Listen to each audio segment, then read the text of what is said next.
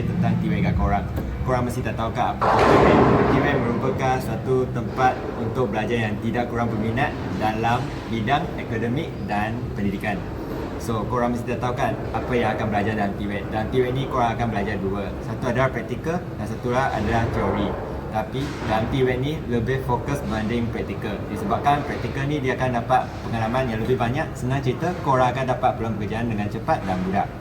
Jadi satu, tempoh belajar TVET ni dia lebih singkat berbanding universiti lain. Dan satu lagi, jika korang nak sambung level ataupun naikkan level korang, korang boleh je sambung kat mana-mana lepas TVET. So, nasihat daripada saya, jom masuk TVET. Jangan ketegut dadak TVET. Bye bye.